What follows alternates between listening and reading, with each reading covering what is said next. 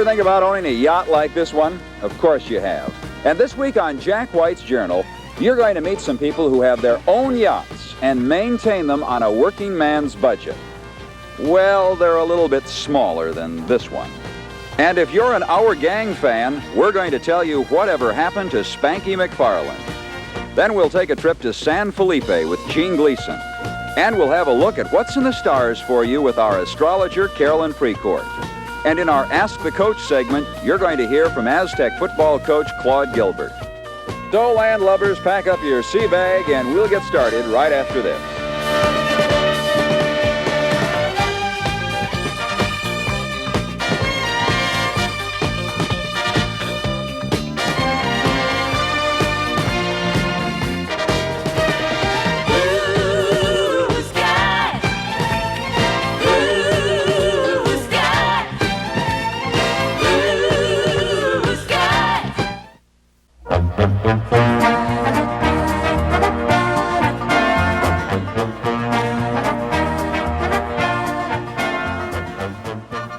On a sunny Sunday afternoon, how many times have you thought, wouldn't it be great to have my own yacht and just spend the day out sailing? Then suddenly you're snapped back to the reality of life and the cost of a boat, a slip, and all the maintenance. Well, maybe it doesn't have to be all that expensive after all. Take these weekend sailors, for instance. They're members of the San Diego Ship Modelers Guild. Their ships, boats, and yachts are built to scale and operated by sophisticated remote-controlled transmitters. Now, I know you're saying, all that is too complicated for me. No, it isn't. Model builder Doug McFarland handed me his transmitter and said, "Take my little cabin cruiser out for a spin, Jack." It's a model of a 63-foot Chris craft built back in the 1950s. Okay, we're going to go forward and now out to our... I want to watch that PT boat out there. How long did it take you to build this? It took me about a year doing all of the detail work on it. It's built from a standard commercially available kit, and I changed the balsa planking on the hull to basswood and then put a coat of fiberglass over it for waterproofing and make it a little more rugged, because we do occasionally have a collision out here. How many boats do you get out here on a Saturday or a Sunday afternoon for one of these regattas? Well, we normally operate just Saturday mornings, and we get 10 to 15 boats on a good Saturday. Should I put her right between those boys? Oh, nice shot. Huh? Nice shot. Well, for my first time out, it's not too bad.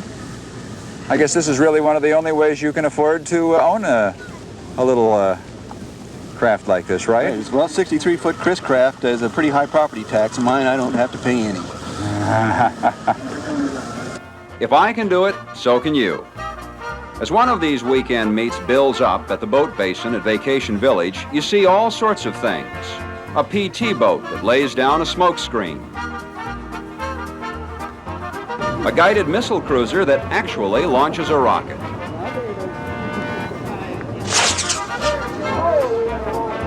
There was even a hydrofoil. Now you know how they do all those scenes in those war movies. These weekend sailors take this hobby very seriously. It need not be expensive. You can get started for about $135. Of course, if you want to go into something like this submarine that actually submerges, you're talking about a little more money. As one modeler put it, the worst thing that can happen to you is have your boat sink. So, the next time you start thinking about that yacht that you've always wanted, think about a remote-controlled model. It gets you down to the ocean, Mission Bay that is, into the sunshine, and you don't even have to worry about getting seasick.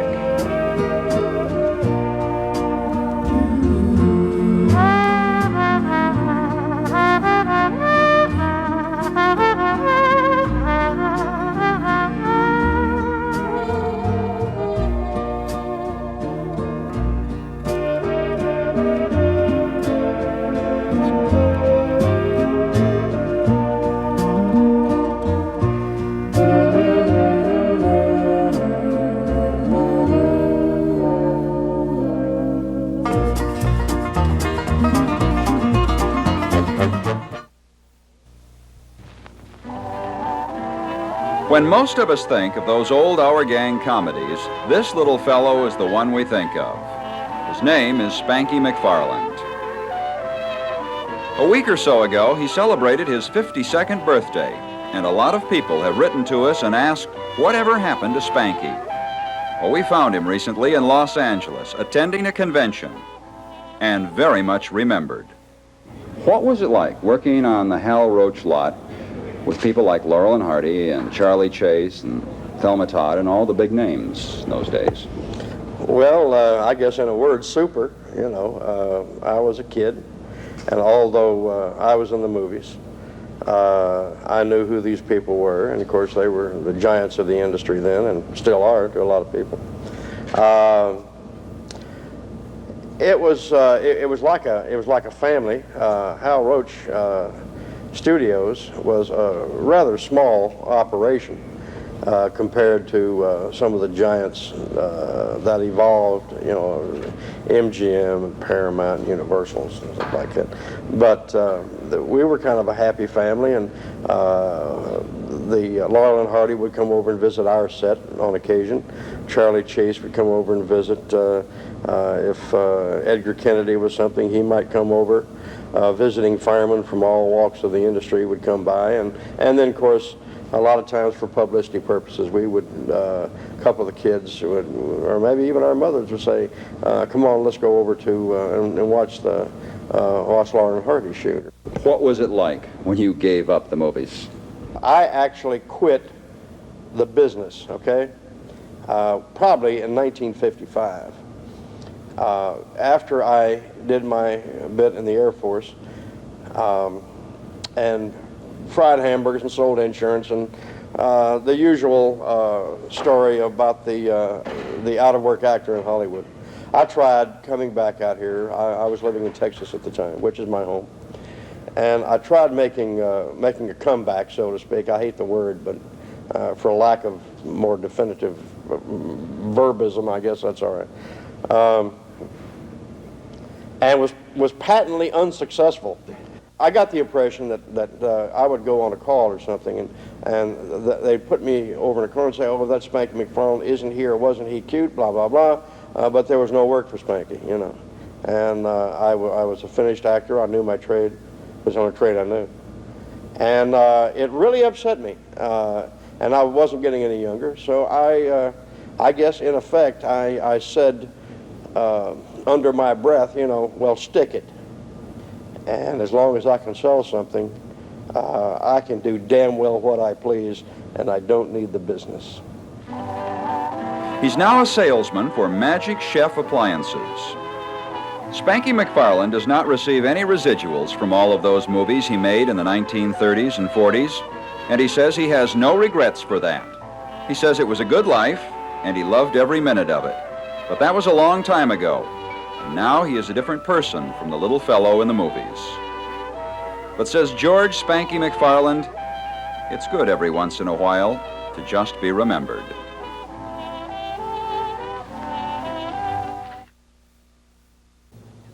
A 50-minute hop from Tijuana to San Felipe takes you over the mountains at 9,000 feet.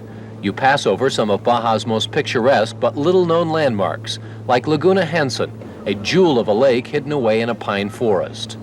And then over the scorching Baja Desert, past Mount Diablo. At 10,000 feet, it's Baja's highest mountain.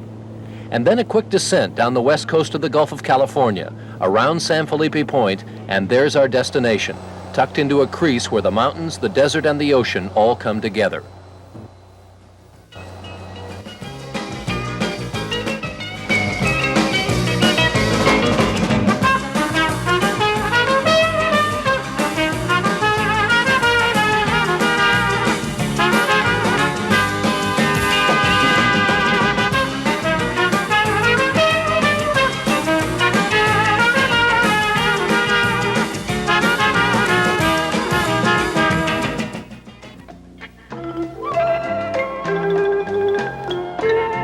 There was a time when the Pelicans had San Felipe all to themselves.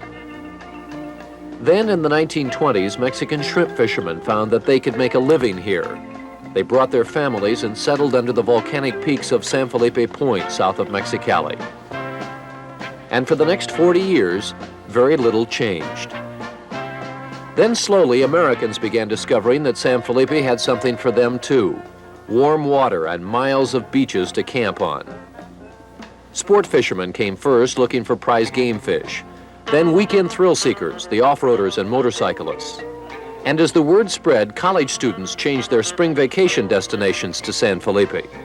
So that by the early 1970s, this town's 4,000 Mexican residents had to move over on busy holiday weekends and make room for as many as 50,000 Americans. I guess the main thing to do here is go to the Miramar and buy some tequila and get drunk and throw firecrackers in the street and wow.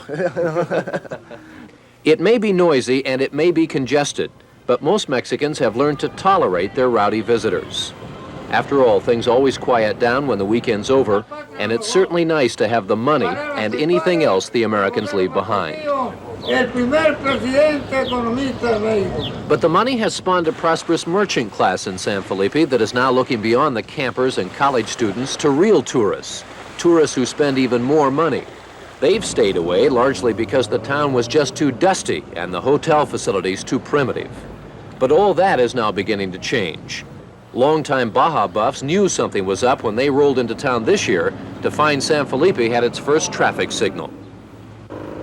And up the beach, 2 miles south of town, was the biggest surprise of all, a luxury hotel, the Akan Hotel.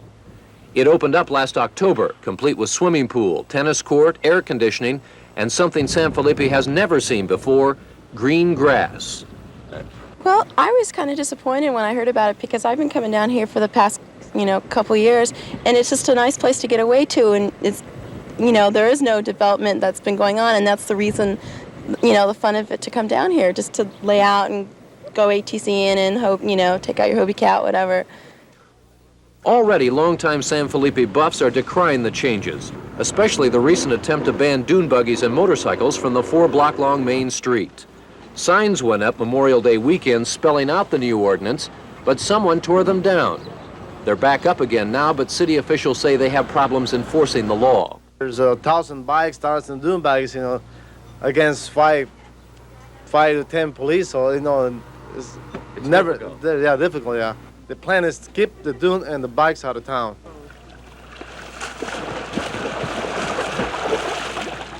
And those are only the changes that have taken place so far. Wait until you see what they have planned for this place. Until very recently, most Americans in San Felipe came here from Southern California, many from San Diego. San Felipe was their little secret. Well, the secret's out. Where are you from? Kenosha, Wisconsin. How did you hear about San Felipe, Mexico, and Kenosha, Wisconsin? We thought it was a secret. Our 2 daughters moved to San Diego 9 months ago. So we came to see them and they brought us here. What do you think of it? Love it. Gonna stay a month if I could afford to. This is the warm blue Gulf, the legendary Sea of Cortez. Without this, San Felipe would just be another desert. But with it, it's a combination of Palm Springs and Newport Beach. Already, with the completion of the luxury Akan Hotel, the type of tourist coming to San Felipe is changing, which is exactly what Mexican officials want. We expect some different tourists in this town when the new motels come on, the big motels come into town. See, we expect to have different kind of tourists in town. See, it's not going to be firecrackers in the streets or tequila. It's going to be Acapulco. Yeah. The plans for this place are ambitious. The Mexican government has already announced it will spend $30 million in the next 10 years to upgrade San Felipe's public facilities. The Akan Hotel is just the first of what eventually will be a whole string of new hotels built along the beach. 2 new ones will soon rise south of the Akan Hotel. A third is already under construction 8 miles further south at Estrella Point. And for the first time, San Felipe is beginning to show signs of a real land boom. 100 lots have been subdivided on the bluffs above the beach. The development is called Playa San Felipe.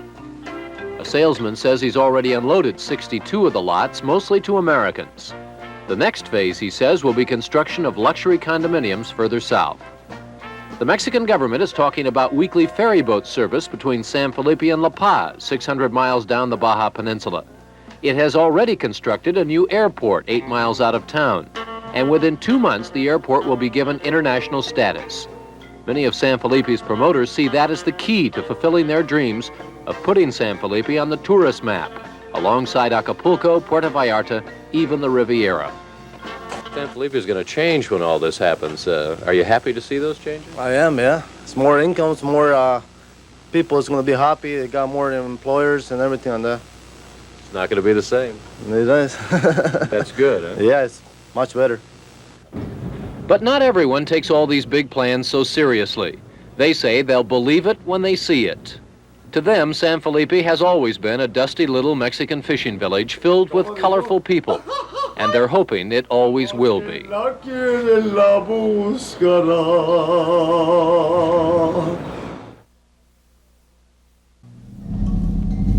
Now here's our astrologer, Carolyn Precourt, who has some advice for several different signs. Right you are, Jack. Sagittarius, don't burn yourself out this weekend. Plan some R&R so you can get yourself in shape. You'll need extra energy these next few weeks. Gemini, an exciting new relationship could come into your life this Sunday or Monday. Have fun, but for goodness sake, don't count on it to last. Besides, you know how you like variety. Pisces, don't take anything or anyone for granted this week. Some minor problems could arise. Don't panic. Do pay attention to what caused the problem in the first place. Of course, I'm sure it wasn't your fault, or was it? Aries, if you've been having difficulty in your love life, Sunday or Monday would be a great day for you to kiss and make up. All you Scorpios, be extra alert on Wednesday and Thursday. An unexpected opportunity could come your way through one of your friends.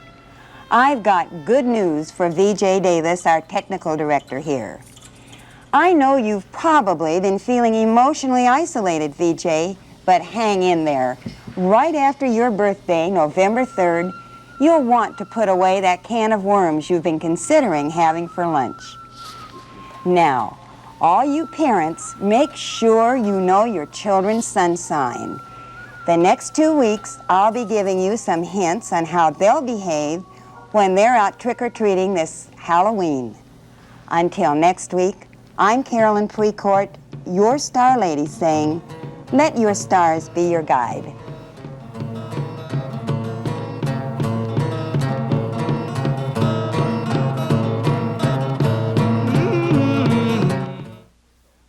This week, Ask the Coach went to San Diego State for these comments from Aztec head coach Claude Gilbert. In the future, what do you expect from college football? Do you expect games to be played in closer to San Diego? I think we're going to see a very abrupt trend nationwide where we'll see a scheduling in a closer proximity. I think teams are going to schedule closer to home primarily, and then take an occasional trip across the country and play an intersectional game. And primarily, I think, because of the cost of travel. It's just the cost is tremendous these days. To take a number of people on an athletic team, you take 50, 60 players on a football trip across the country, it's going to cost you about $60,000. And so for that reason, I think we'll see closer scheduling at home. And I think it's good. I think it'll create more interest locally. And then when a team goes across the country, I think there'll be greater interest. So I think it's a good trend. You have an excellent record, one of the better in college football right now, win record. Things haven't been too good this year. How do you psych yourself up and the team up to overcome what's happened so far this season and go out and hit it with fresh outlook on things? I've often heard, Jack, that you're only as good as your last game in this business, and I'm beginning to believe it. Of course, we don't think too much about the past record. We're very proud of what our teams have done here over the years. We're very proud of our past players and their accomplishments, and certainly proud of the record that we've established here over the years. Now we're struggling a little bit, and it's been rough, certainly. It's been rough on the staff, and certainly the squad and the staff has received a great deal of criticism and second guessing and so forth. But We have to be tough enough to put that aside and just be concerned about ourselves and try to work as hard as we can and prepare as hard as we can to be the best football team we possibly can. And the morale is still up. The players' attitude is still very positive, and I think if we can get our offense going, we still might have a chance to turn this thing around. In just a matter of minutes now, you're going to go out and face Nevada, Las Vegas. How about a little background on the team and the players you're going to face? They're a very large football team. They have excellent speed and great skill offensively. Of course, Larry Gentry is their starting quarterback, and presently Larry is the leading passer in the nation, and they throw the ball very, very effectively. Sam Green is their leading receiver at this point, a big, tall fellow, about 6'2", with great speed.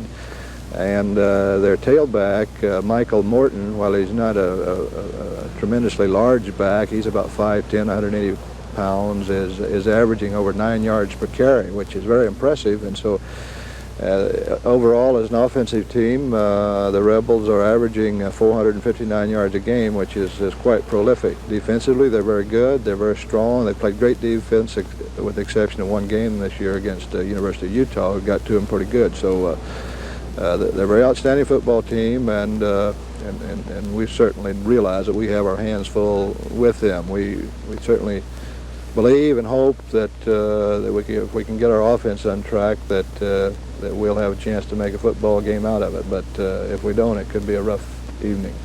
Good luck out there. Thank you, Jack. See you next Saturday at 7.